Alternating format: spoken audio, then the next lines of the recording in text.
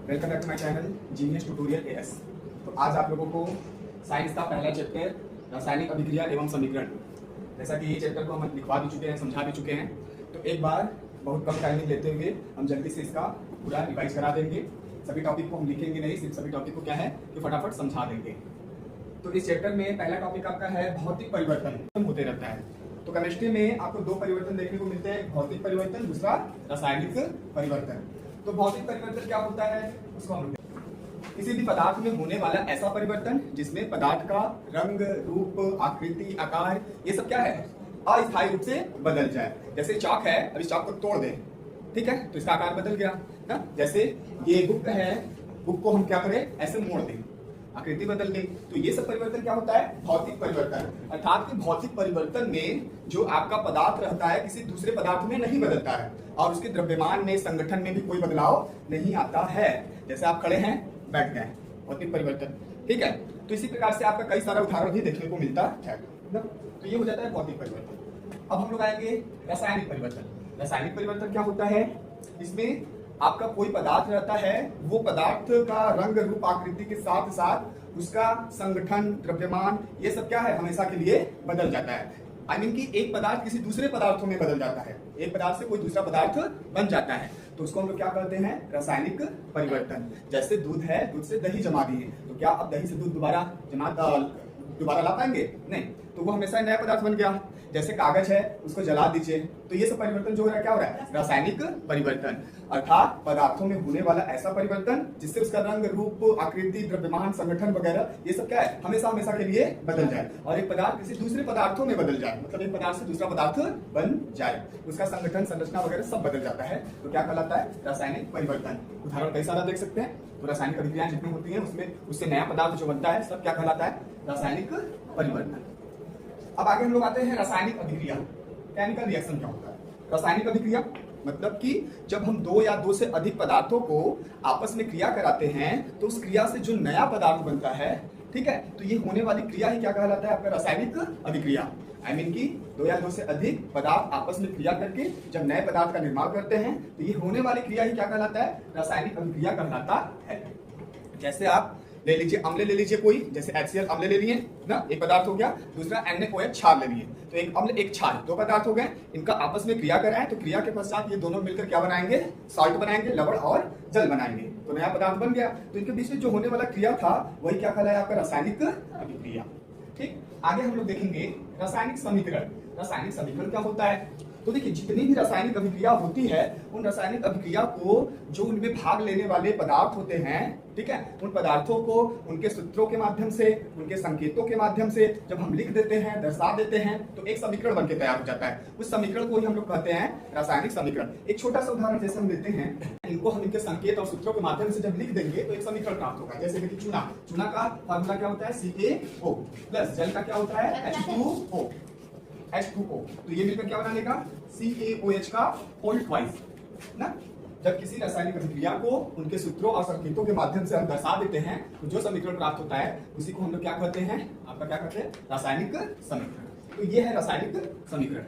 ठीक, तो रासायनिक अभिक्रिया में आपको कई सारी रासायनिक अभिक्रिया पढ़ना है। पहला है संयोजन या योगात्मक अभिक्रिया, एडिशनल रिएक्शन भी बोलते हैं, कॉम्बिनेशन रिएक्शन भी बोलते हैं। इसमें क्या होता है देखिए, संयोजन मतलब संयोजित हो जाना। संयोजन मतलब क्या हो गया संयोजित हो जाना। आई मीन की एक चीज आपको ये बता देना चाहिए, जब भी कोई रासायनिक समीकरण लिखते हैं तो एरो के इस साइड या आपका लेफ्ट साइड वाले जो पदार्थ होते हैं इनको हम क्या करते हैं अभिकारक, अभिकारक, ठीक, और रिएक्शन के बाद जो पदार्थ बनते हैं वो क्या होते हैं उत्पाद, उत्पाद, प्रोडक्ट। यहाँ पे देखेंगे संयोजन या योगात्मक अभिक्रिया। इसमें क्या होता है कि जो हमारा अभिकारक रहते हैं ना वो उनकी संख्या दो या दो से अधिक जितनी भी रहती है, लेकिन सभी संयोजित होकर बनाते कितने हैं एक। इसीलिए क्या है योगात्मक। योगात्मक मतलब योग हो जाना, जुड़ जाना, तो यही आपका संयोजन अभिक्रिया। तो इसको कैसे बोलेंगे? दो या दो से अधिक अभिकारक आपस में अभिक्रिया करके सिर्फ एक उत्पाद का निर्माण करते हैं तो ऐसी रासायनिक अभिक्रियाओं को संयोजन या योगात्मक अभिक्रिया कहते हैं। रिएक्शन कोई लोग बता सकते हैं योगात्मक अभिक्रिया का रिएक्शन? तो बना कितना एक। जैसे और रिएक्शन अगर हम देख लें, अमोनिया की अभिक्रिया आप करा दीजिए किससे HCl से करा दीजिए, HCl से ना, ये अमोनिया है, इसकी अभिक्रिया HCl से करा दीजिए। तो ये दोनों मिलकर क्या बना देगा देखिए, एक हाइड्रोजन इससे जुड़ जाएगा, तो NH4Cl मतलब अमोनियम क्लोराइड। हमें देखना क्या है कि संयोजन अभिक्रिया जो हमारे अभिकारक हैं, जो अभिक्रिया में भाग लेने वाले पदार्थ है, उनकी संख्या 2 या 2 से अधिक हो सकती है, लेकिन बनने वाला जो प्रोडक्ट है, उत्पाद है, उनकी संख्या कितनी है? 1।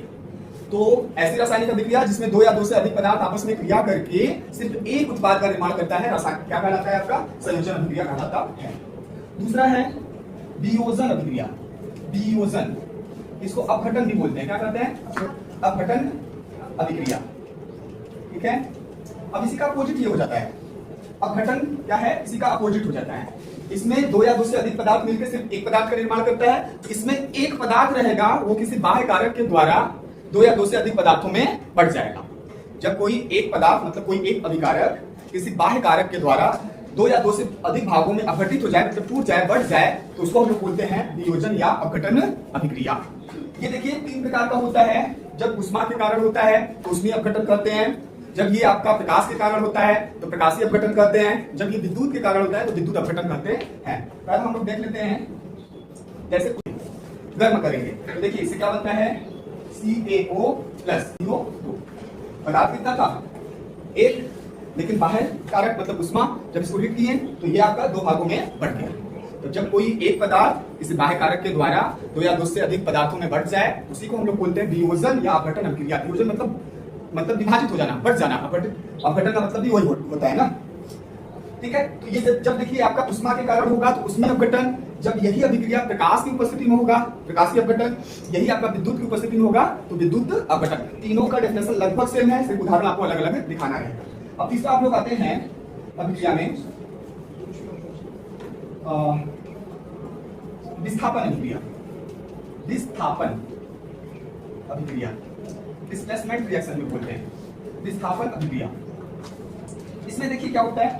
विस्थापन अभिक्रिया में क्या होता है कि कोई एक तत्व का परमाणु रहेगा, किसी यौगिक में उपस्थित किसी दूसरे तत्व को वो क्या करेगा? जाकर उसको प्रतिस्थापित कर देगा। मतलब जो अकेले तत्व रहेगा, अकेले तत्व का परमाणु रहेगा, वो अधिक क्रियाशील रहेगा जो यौगिक में उपस्थित तत्व रहेगा उसके कंपेयर में। उदाहरण देखेंगे तो क्लियर हो जाएगा। जैसे आपका देख लीजिए ये जिंक, ये जिंक है, ये अधिक क्रियाशील धातु है। ये है CuSO4 copper sulphate. CuSO4 copper sulphate. तो जिंक जो धातु है कापर के कंपेयर में इसकी अभिक्रियाशीलता क्या है? बहुत अधिक है। तो कॉपर सल्फेट का विलयन लिए, अगर उसमें जिंक का चूर्ण डालेंगे तो जिंक जाएगा, इस कॉपर को हटा देगा और कॉपर के स्थान पे अपना जगह ले लेगा, है ना।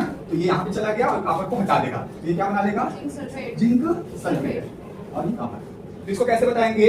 विस्थापन अभिक्रिया में कोई अधिक क्रियाशील धातु या फिर तत्व का परमाणु किसी यौगिक में उपस्थित कम क्रियाशील धातु को क्या करेगा? जाकर प्रतिस्थापित करके अपना स्थान ग्रहण कर लेगा। तो इस प्रकार की अभिक्रिया को विस्थापन अभिक्रिया कहते हैं। जैसे जिंक अधिक अभिक्रियाशील है कॉपर के कंपेयर में, गया इसको हटा दिया। ठीक है, अब चौथा है द्वितीय विस्थापन अभिक्रिया। द्वितीय विस्थापन अभिक्रिया। द्वितीय विस्थापन अभिक्रिया। द्वितीय विस्थापन अभिक्रिया में क्या होता है? 2 यौगिक रहेंगे। अच्छा, इसमें हम अभिक्रिया को पहचान भी सकते हैं ना, लास्ट में आप लोगों को अभिक्रिया को पहचानना भी बताएंगे। द्वितीय विस्थापन अभिक्रिया में 2 यौगिक रहेंगे, दोनों यौगिकों में उनके आयनों का क्या हो जाएगा? अदला बदली हो जाएगा। पता है कि जो मेटल होता है तो उसके ऊपर धनायन होता है, बाकी वाले हिस्से पे जो नॉन मेटल है उसके पे क्या होता है? ऋणायन होते हैं। तो 2 यौगिक रहेंगे, दोनों यौगिकों में उनके आयनों का अदला बदली हो जाएगा। जैसे एग्जाम्पल देखेंगे तो आपको क्लियर होगा ना।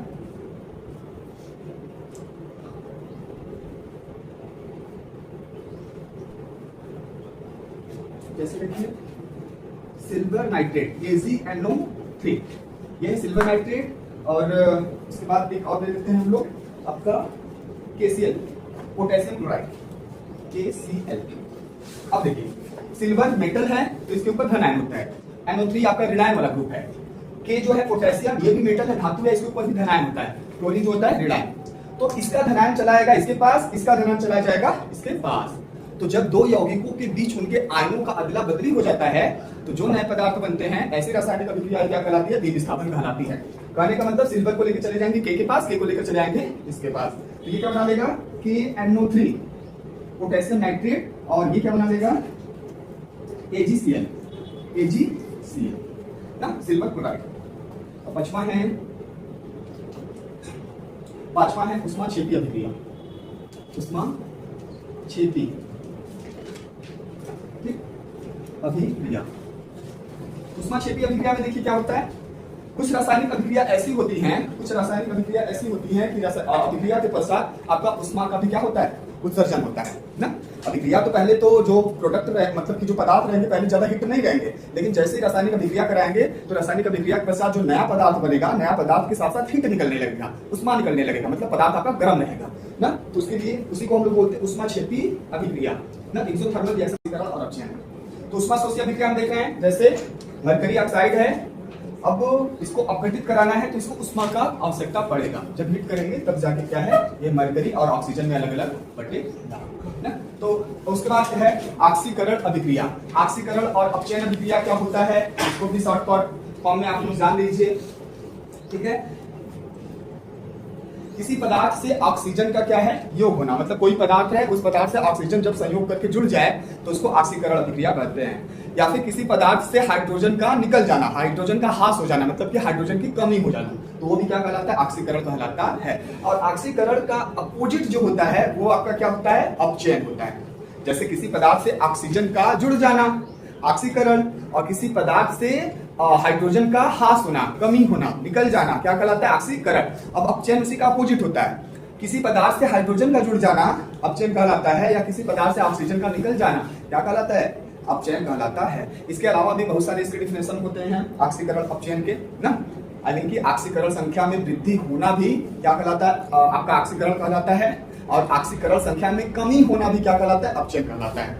तो इतना तक काफी है। इसके बाद एक रेडॉक्स अभिक्रिया होता है। रेडॉक्स क्या होता है, मतलब कि reduction plus oxidation, I mean कि जब ऐसी अभिक्रिया जिसमें आपका ऑक्सीकरण और अपचयन दोनों अभिक्रिया एक साथ चलती हो, दोनों अभिक्रिया होती हो, तो उसको हम लोग क्या करते हैं, रेडॉक्स अभिक्रिया करते हैं। तो लोहे के जंग लगने की अभिक्रिया जो होती है वो रेडॉक्स अभिक्रिया का उदाहरण है। तो पहले चैप्टर में इतना सारी चीजें था। इसके अलावा कुछ टिप्पणी आपको था, एक होता है संक्षारण। संक्षारण संक्षारण मतलब कि धातुओं पर जंग लगना, या धातुओं की परत पर कोई दूसरा परत जमा हो जाना, यानी कि जो धातु होते हैं वो नमी और वायु की उपस्थिति में होते हैं तो उनकी परत क्या हो जाता है, संक्षारित होने लगता है ना। तो यही अभिक्रिया क्या कहलाता है, संक्षारण कहलाता है। तो सामान्यतः जो लोहा होता है उसमें हमें देखने को मिलता है। इसके अलावा आपका ये कॉपर भी हो गया, सिल्वर भी हो गया, जो भी मेटल होते हैं तो उनमें क्या है, संक्षारण की क्रिया होती है ना। एक विकृत गंधिता होता है। विकृत गंधिता क्या होता है, जब आपका अचार हो गया, मुरब्बा हो गया, मतलब खाने वाली जो वस्तुएं होती हैं, वो खाने वाले जो पदार्थ होते हैं वो जब आपका वायु और नमी के संपर्क में आते हैं तो उनका जो स्वाद होता है और उनका जो गंध होता है वो विकृत हो जाता है, मतलब खराब हो जाता है, दुर्गंध हो जाते हैं ना। तो उसी को हम लोग क्या करते हैं, विकृत गंधिता। तो इस शॉर्टकट में आप लोगों को पूरा इस चैप्टर का समझाया गया। इस चैप्टर में तो 3 चीजें अभी और है। समीकरण को संतुलित कैसे किया जाता है, तो 2-4 समीकरण को हम संतुलित करके अभी 5 मिनट में बता देते हैं ना। बाकी हाफ रिएक्शन को कंप्लीट कैसे किया जाता है वो सब भी आता है। तो एक बार ध्यान से देखिएगा, भौतिक परिवर्तन, रासायनिक अभिक्रिया, रासायनिक समीकरण समझ गए होंगे।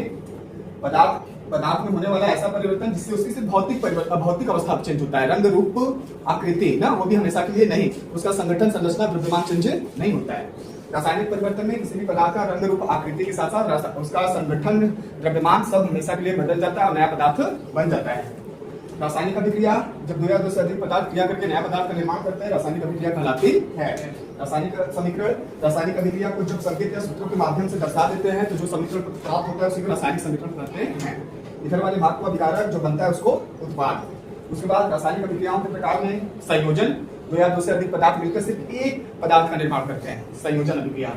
वियोजन, एक आपका यौगिक रहेगा, किसी बाह्य कारक के द्वारा 2 या 2 से अधिक भागों में बढ़ जाएगा, अपघटन या वियोजन अभिक्रिया कहलाता है। विस्थापन, कोई एक अधिक क्रियाशील धातु रहता है या तत्व रहता है, यौगिक में उपस्थित कम क्रियाशील तत्वों को क्या कर देता है, जाकर हटा देता है और अपना स्थान ग्रहण कर लेता है, विस्थापन अभिक्रिया कहलाता है। द्विविस्थापन, 2 यौगिकों के बीच उनके आयनों की अदला बदली से नए पदार्थ बनते हैं, इस प्रकार की अभिक्रिया को द्विविस्थापन कहते हैं। ऊष्माक्षेपीय अभिक्रिया, आपका ऐसी रासायनिक अभिक्रिया जिसमें उत्पाद के साथ साथ ऊष्मा का निर्माण होता है, ऊष्माक्षेपीय अभिक्रिया। ऊष्माशोषी, ऐसी रासायनिक अभिक्रिया जिसमें ऊष्मा का अवशोषण होता है, ऊष्मा को एब्जॉर्ब किया जाता है, तब रासायनिक अभिक्रिया होती है ना। इसी तरह ऑक्सीकरण, ऑक्सीजन का संयोग होना, हाइड्रोजन का निकलना, उसको ऑक्सीकरण अभिक्रिया कहते हैं। अपचयन, आपका हाइड्रोजन का संयोग होना और ऑक्सीजन का निकलना, ठीक है। अब अच्छा, रासायनिक अभिक्रिया को पहचानेंगे कैसे, जैसे एक समीकरण लिख दिया, 4-5 समीकरण लिख दिए तो पहचाना कैसे। आप संयोजन अभिक्रिया में हमेशा देखेंगे इधर जो अभिकारक रहते हैं उनकी संख्या ढेर सारी रहेगी लेकिन उत्पाद की संख्या 1 है, तो वो संयोजन। उसके अलावा वियोजन अभिक्रिया में या अपघटन में इधर अभिकारक की संख्या 1 रहेगी, उधर जो संख्या उत्पाद की रहेगी वो 2 या 2 से अधिक रहेगी। विस्थापन अभिक्रिया में कॉमन चीज ये है कि एक जो पदार्थ रहेगा वो परमाणु मतलब कि तत्व के रूप में रहेगा अकेले, और एक कंपाउंड के रूप में रहेगा ना। जैसे जिंक देख रही है अकेले है, ये यौगिक के रूप में है। तो ये विस्थापन में 2 कंपाउंड रहेंगे, 2 यौगिक ना, तो इसमें आयनों का अदला बदली हो जाएगा। उष्मा क्षेत्रीय अभिक्रिया में आप देखेंगे उत्पाद के साथ साथ प्लस लगाकर उष्मा लिखा रहेगा, एनर्जी लिखा रहेगा। इसमें क्या है, उष्मा शोषी में माइनस लगाकर उष्मा लिख सकता है, या उष्मा को अभिकारक के साथ जोड़ देगा। तो ऐसे क्या है आप पहचान सकते हैं पूरा चैप्टर ना। अब आपको संतुलित करने, सोडियम 1, यहाँ पे सोडियम 2, आई मीन कि ये क्या है, बैलेंस नहीं है। अब हमने क्या बताया, कोई भी समीकरण है यदि इसमें तत्वों की संख्या जितना इधर है उतना ही इधर होनी चाहिए, एक भी तत्व कम बेसी है तो वो असंतुलित है। उसको संतुलित करने के लिए 2-3 बातों का ध्यान देना होता है। कभी भी रासायनिक समीकरण को संतुलित करते समय हम जो नीचे नंबर लिखे होते हैं उनको न तो मिटा सकते हैं, न कोई उसके नीचे नंबर लिख सकते हैं। बीच में कोई नंबर नहीं लिख सकते हैं, ठीक है, मतलब नीचे कोई नंबर नहीं लिख सकते हैं, बीच में कोई नंबर नहीं लिख सकते हैं। दूसरी बात ये ध्यान देना है कि आगे कोई नंबर लिखा होता है तो उसके अणु को शो करता है, नीचे कोई नंबर लिखा होता है तो उसके परमाणु को शो करता है। अब तीसरी बात यह है कि हमेशा हम कोई भी नंबर इसको बैलेंस करने के लिए कोई भी नंबर सामने लिखकर गुणा करके बैलेंस करते हैं। जैसे हमारा सोडियम यहाँ पे 1 है, इधर 2 है, तो इस सोडियम को 2 करने के लिए हम नीचे 2 नहीं लिखेंगे, आगे 2 लिखेंगे। तो सोडियम कितना हो गया, 2, इधर भी सोडियम 2 हो गया। लेकिन यहाँ पे हमारा ऑक्सीजन 2 हो गया, 2 ऑक्सीजन हो गया, और इधर ऑक्सीजन कितना है, 4, 4 2 6 ऑक्सीजन हो गया। इधर ऑक्सीजन देखिए 4 और 1 ऑक्सीजन है, इस ऑक्सीजन को 2 करने के लिए सामने 2 लिख दिए, तो 2 और 4 कितना हो गया, 6 ना। तो आपका क्या है, सोडियम बराबर 2 दोनों साइड हो गया, और ऑक्सीजन बराबर 6, देखिए 4 ऑक्सीजन और 2, 4 2 6, इधर भी 4 ऑक्सीजन 2 6, तो ऑक्सीजन भी हो गया। अब बारी किसकी आती है, सल्फर की। मान लीजिए सल्फर इधर कितना है, 1, इधर सल्फर कितना है, 1 है, ये भी बैलेंस है। उसके अलावा आपका हाइड्रोजन इधर कितना है, देखिए 2, तो सामने नंबर लिखा होता है वो सबसे गुणा हो जाता है, तो 2 हाइड्रोजन है और 2 ये हाइड्रोजन 4, इधर हाइड्रोजन कितना है, 2 दूनी के 4, तो हाइड्रोजन बराबर 4, ये बैलेंस हो गया।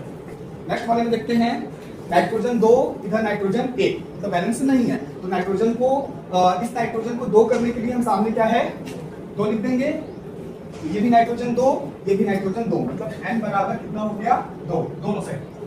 अब हाइड्रोजन कितना है, 2, इधर हाइड्रोजन कितना हो गया, 3 दूनी के 6, 3 दूनी के 6 होता है, ठीक हाइड्रोजन। अब इस हाइड्रोजन को 6 करने के लिए सामने 3 से क्या कर देंगे, गुणा, 3 दूनी के 6, तो हाइड्रोजन कितना हो गया, 6 बराबर हो गया। अब इस वाले में देखिए, फेरस यहाँ पे 2 है, यहाँ पे फेरस 1 है, उसको 2 करने के लिए इसके सामने हम 2 लिख देंगे, 2 लिख दिए, तो हमारा फेरस क्या है, दोनों साइड बराबर 2 हो गया। अब ऑक्सीजन आपका ऑक्सीजन 3, इधर ऑक्सीजन 3, ऑक्सीजन भी बराबर है। अब एल्युमिनियम देखिए, इधर 2, इधर एल्युमिनियम 1, तो 2 करने के लिए सामने 2 लिख देंगे ना, तो दोनों साइड। बस करना क्या है, संतुलित करते समय हमें 2-3 बातों का ध्यान देना है कि यदि एक भी एलिमेंट कम बेसी है तो वो असंतुलित है। सामने सिर्फ नंबर लिखकर गुणा करके हम लोग संतुलित करते हैं, बीच में कोई नंबर नहीं लिख सकते, नीचे कोई नंबर नहीं लिख सकते हैं। तो ऐसे करके कई सारे एग्जांपल करेंगे, आप लोगों को आ जाएगा ना। तो ये पूरा चैप्टर आप लोगों को फिनिश करा दिया गया। अब इसमें हाफ रिएक्शन रहता है, उसको कंप्लीट कैसे करना है उसको नेक्स्ट किसी वीडियो में देखेंगे ना। Thank you so much. बंद कर दीजिए। अच्छा, वहां से बंद कर रहे हैं, ठीक। तो समझ में आया ना पहला चैप्टर, ठीक है। इसी तरह देखिए, जो लोग पढ़ रहे हैं तो फटाफट समझ जा रहे होंगे ना। अब आप खुद सोचिए कि आधे घंटे में एक चैप्टर को